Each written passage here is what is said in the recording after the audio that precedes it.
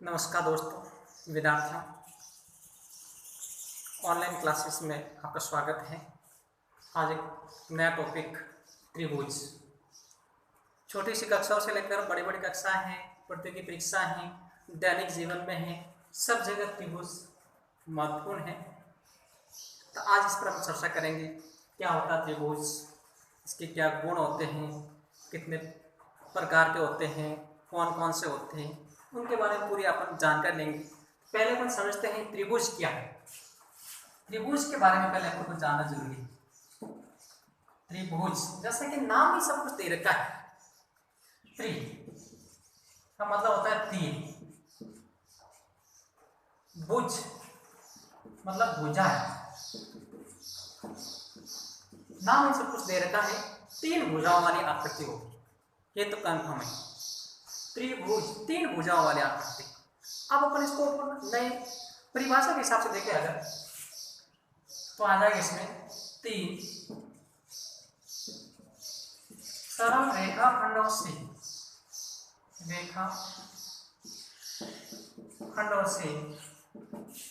बनी बंद आकृति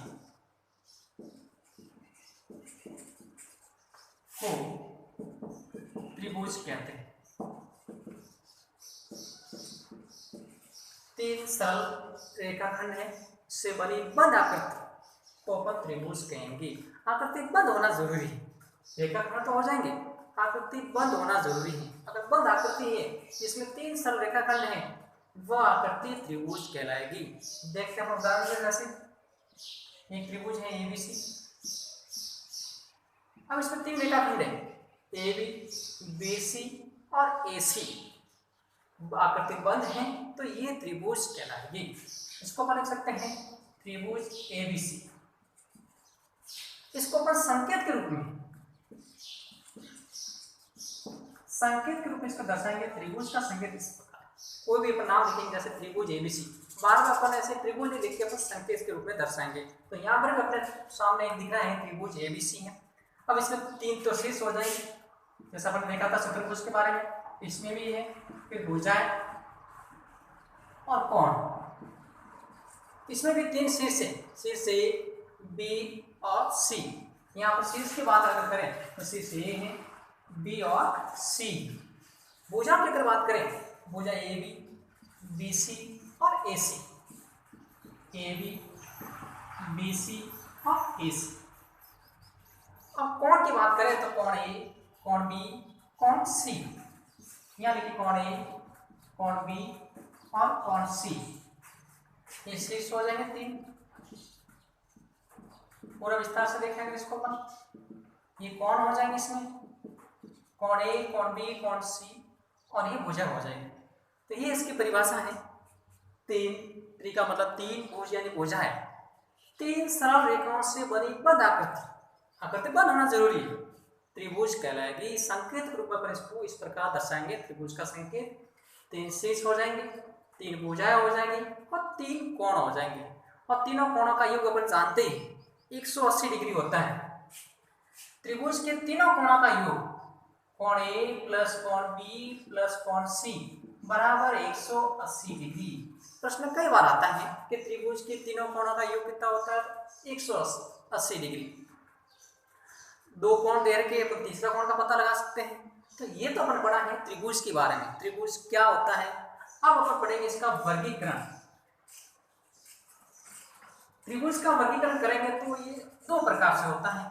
एक तो हो जाएगा इसमें भुजाओं के आधार पर, एक हो जाएगा इसमें कोणों के आधार पर। यहाँ अपन देखते हैं वर्गीकरण। त्रिभुज का वर्गीकरण करेंगे दो भागों में हो जाएगा। एक तो बनेगी इसमें भुजाओं के आधार पर,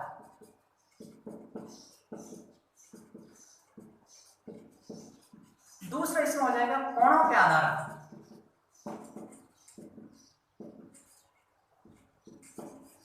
त्रिभुज का जो वर्गीकरण है भुजाओं के आधार पर और कोणों के आधार पर। तो बात अपन करते हैं भुजाओं के आधार पर। नंबर फर्स्ट, जैसे है विषमबाहु त्रिभुज, विषमबाहु त्रिभुज। दूसरा इसमें लेंगे समद्विबाहु त्रिभुज,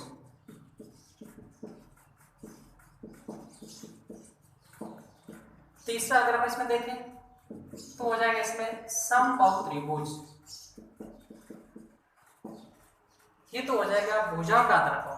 अब देखो नाम दे रखा है विषम, मतलब तीनों भुजाएं अलग अलग माप की,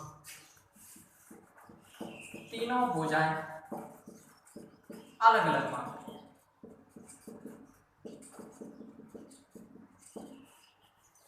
समद्विबाहु में नाम दे रखा है, सम का मतलब समान, द्वि यानी दो, बहु यानी भुजाएं, दो भुजाएं समान,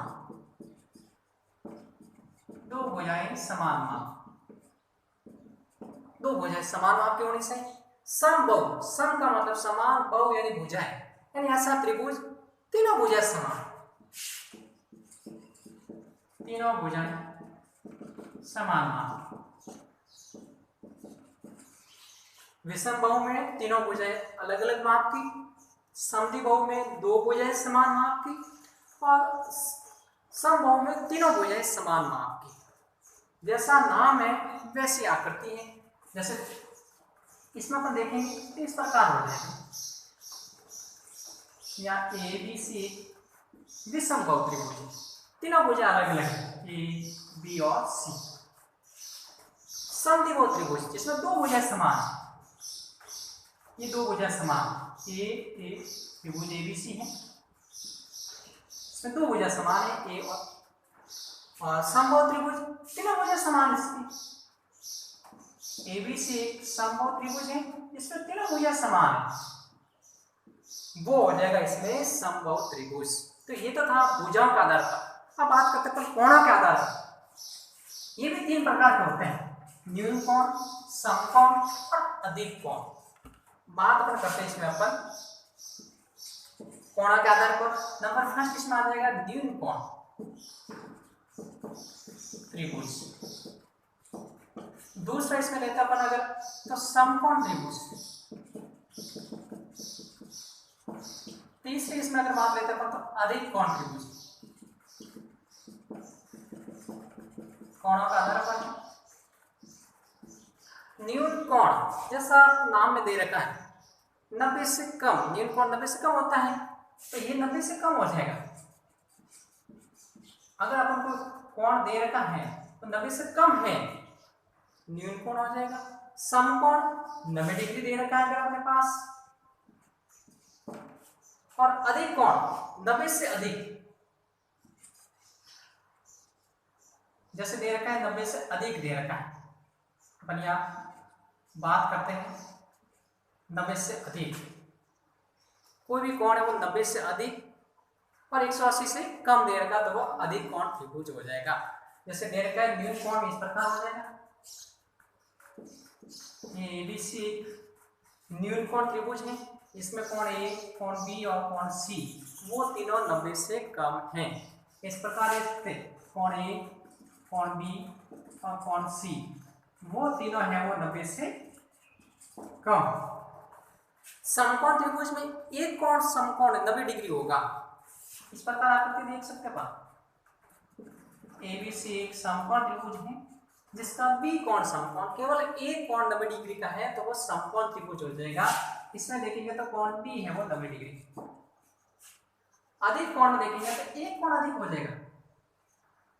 अच्छा ये देखो ए बी और सी, यहाँ बी कोण बी है वो 90 से अधिक है, इस प्रकार कोण बी है वो 90 से अधिक है, तो वो हो जाएगा अधिक कोण त्रिभुज। न्यून कोण 90 से कम है, तीनों कोण त्रिभुज के अगर तीनों कोण 90 से कम है तो न्यून कोण त्रिभुज हो जाएगा। समकोण त्रिभुज की बात करें तो ऐसा त्रिभुज जिसमें एक कोण 90 डिग्री का होना जरूरी है वो समकोण त्रिभुज हो जाएगा। और अधिक कोण की बात करें तो त्रिभुज के अंदर एक कोण है वो 90 डिग्री से अधिक होगा, बाकी कोण है वो न्यून कोण हो सकते हैं। ये न्यून कोण हो सकते, एक कोण है वो अधिक कोण होगा, वो 90 डिग्री से अधिक होगा।